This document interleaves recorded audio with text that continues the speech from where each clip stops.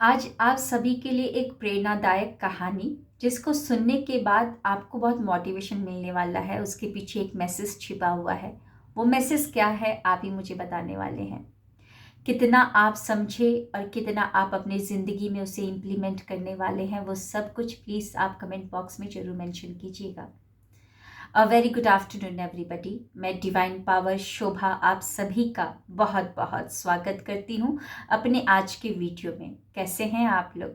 I hope बहुत ही अच्छे होंगे, लाइफ में बहुत ही मस्त होंगे, अपने आप से खूब सारा प्यार कर रहे होंगे and obviously law of attraction को भी फॉलो कर रहे होंगे। तो चलिए बढ़ते हैं आज की स्टोरी की तरफ। एक औरत अपने छोटे से बच्चे के साथ ठेले वाले से सब्जी ले रही थी। वो ठेले वाला डेली उसके बिल्डिंग के नीचे आता था सब्जियां बेचने के लिए। सब्जी लेने के बाद कुछ पैसे उस ठेले वाले को देती है और ठेले वाला भी अपना पैसा काट कर कुछ पैसे उसको वापस लौटा देता है। जल्दबाजी में अपने बच्चे को लेकर, सब्जी को लेकर वो अपने घर पहुंचती है। घर पहुंचने के बाद लौटाए हुए पैसे को जब वो चेक करती है तो बालकनी में जाकर उस ठेले वाले को रुकने के लिए आवाज़ दे रही थी, लेकिन ठेले वाले तक इसकी आवाज़ नहीं पहुंच पाती है और ठेले वाला आगे निकल जाता है। नेक्स्ट डे फिर से उसी के इलाके में, उसी के बिल्डिंग के नीचे वो सब्जी बेचने के लिए आता है सेम ठेले वाला। उसकी आवाज़ को सुनकर वो औरत जो होती है दौड़े दौड़े नीचे आती है बिल्डिंग से। अब वो औरत जब सब्जी वाले के पास पहुंचती है तो बोलती है कि अरे भैया, कल कितना मैंने आवाज़ लगाया, आप मेरी बातों को नहीं सुन पाए।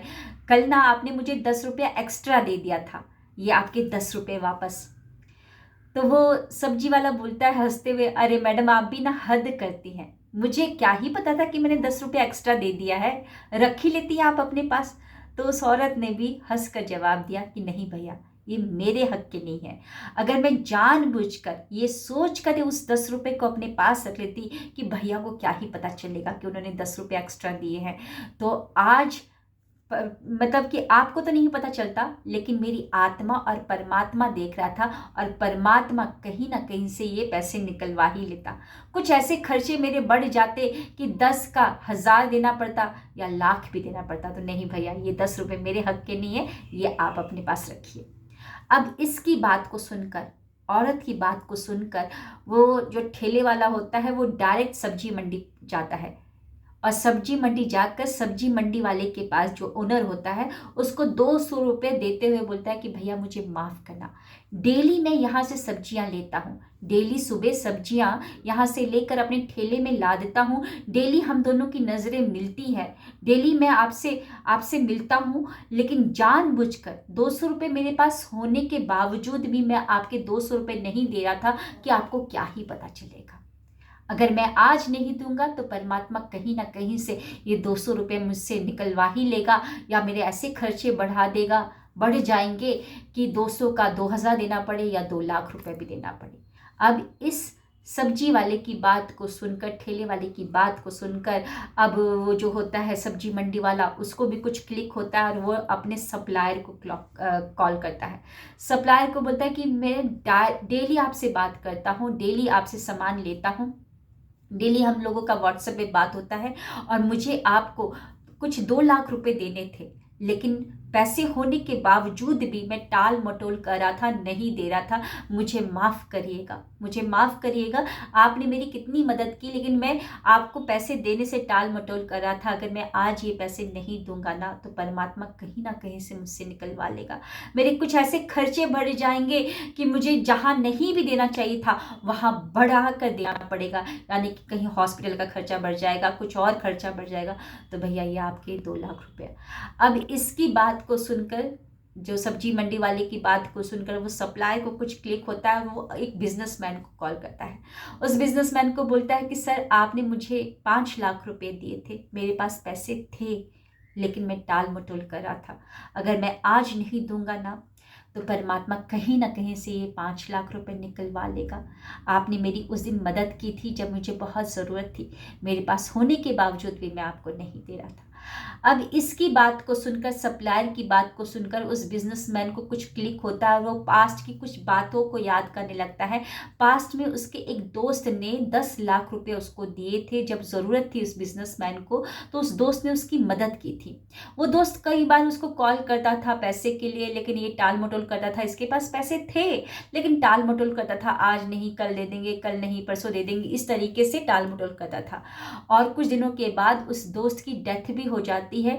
डेथ की खबर जब आती है तो ये सोच कर पैसा नहीं देता है उसके परिवार वाले को कि अब परिवार वाले को क्या ही पता होगा कि उसके इसने फ्रेंड ने मुझे 10 लाख रुपए दिए हैं, किसको क्या पता। और ये सोचकर आज तक उसने 10 लाख रुपए उसके परिवार वाले को नहीं दिया था। अब इसको कुछ क्लिक होता है दिमाग में, बहुत ज़्यादा इसको गिल्ट फील होता है और ये उस अपने दोस्त का एड्रेस निकाल कर वहाँ पर पहुँचता है। जब डोर को नॉक करता है तो अंदर से एक औरत अपने छोटे से बच्चे को गोद में लेकर दरवाज़ा खोलती है। जैसे ही उस औरत को देखता है तो उसके कदमों में गिरकर रोने लगता है कि भाभी जी मुझे माफ़ करिएगा, आपके हस्बैंड ने मेरी बहुत हेल्प की थी जब मुझे बहुत ज़रूरत थी। मैं जानबूझकर उसके पैसे नहीं लौटा रहा था। डेथ होने के बाद मुझे खबर भी मिली थी और मैं 10 लाख रुपया होने के बाद भी नहीं देने आया। मैं यही सोच के रुक गया कि किसको क्या पता कि 10 लाख रुपया उसने मुझे दी है। भाभी जी आपके 10 लाख रुपए। तो आपको पता है वो औरत कौन थी जो बच्चे को लेकर दरवाज़ा खुली थी? वो वही औरत थी जिसने पहली बार उस ठेले वाले को 10 रुपये वापस लौटाए थे, जो उसके हक के नहीं थे। जो उसके हक के नहीं थे वो 10 रुपये लौटाए थे। तो देखा प्रकृति का खेल। परमात्मा कुछ भी अपने पास नहीं रखता है, परमात्मा हमेशा बढ़ा कर देता है, बढ़ा कर देता है। अगर वो आज रुक जाती कि क्या पता चलता ठेले वाले को क्या ही पता कि 10 रुपये एक्स्ट्रा आए हैं, 10 रुपये उसने एक्स्ट्रा दे दिए। अगर रुक जाती तो शायद वो उसके खर्चे बढ़ जाते, उस औरत को पता नहीं कितने पैसे देने पड़ते हॉस्पिटल में या कहाँ पर देने पड़ते। लेकिन उसने समझदारी दिखाई, अपने हक, जो उसके हक का पैसा नहीं था उसको वापस लौटाया। तो परमात्मा ने उसकी ऑनेस्टी को देखकर उसको 10 लाख रुपए वापस करवाए, है ना, 10 लाख रुपए वापस हुए। तो ऐसे ही है, प्रकृति अपने पास कुछ नहीं रखती है। अगर आज प्रकृति को आप एक बीज देते हो मिट्टी में, जब एक बीज का रोपण करते हो तो वो जब वृक्ष में बनता है कई सारे फल लगते हैं और हर फल में कई सारे बीज होते हैं। ये दोनों ही कंडीशन में अप्लाई होता है, पॉजिटिविटी में और नेगेटिविटी में। पॉजिटिविटी में अगर आप किसी को ब्लेसिंग देंगे, किसी को अप्रिशिएट करेंगे, किसी के चेहरे पर मुस्कान लेकर आएंगे तो देखिएगा आपके पास भी भर भर कर आएगा, ब्लेसिंग आएगा, खुशियाँ आएगा, आपके पास अप्रिशिएशन आएगा।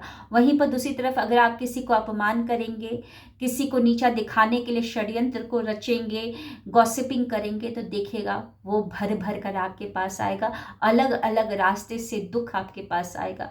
तो समझदारी से हमें काम करना है, हमें पॉजिटिविटी का चुनाव करना है।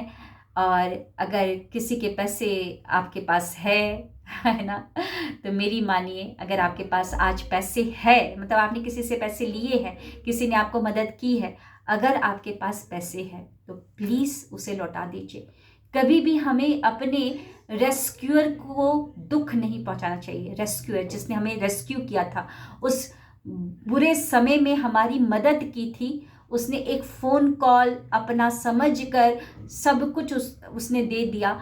उस रेस्क्यूअर को अगर हम परेशान करें, वो मैसेज कर रहा है, कॉल कर रहा है और उसके फ़ोन कॉल को हम काट रहे हैं, मैसेज का रिप्लाई नहीं कर रहे हैं, ब्लॉक कर दिए हैं, जानते हुए भी कि हाँ उसके पैसे देने हैं, तो हम सबसे बड़ी गलती कर रहे हैं। क्योंकि परमात्मा सब कुछ देख रहा है और हमारी आत्मा भी देख रही है। ऐसे खर्चे बढ़ जाएंगे जहाँ पर देना भी नहीं चाहिए था, जहाँ पर पैसे लगाने भी नहीं चाहिए थी, वहाँ पर भी लगाने पड़ जाएंगे। कुछ ना कुछ ऐसा हो जाएगा, कंडीशन बन जाएगा। तो मेरी मानिए, अगर आपने किसी के पैसे लिए हैं तो अगर आपके पास पैसे हैं तो प्लीज़ उनके पैसे लौटा दीजिए, और अगर अभी नहीं है तो प्लीज़ उनको अनब्लॉक करें, बातचीत करें, अपनी कंडीशन बता दीजिए। Block is not the solution, है ना। मिलते हैं नेक्स्ट वीडियो में। Thank you, wish you well.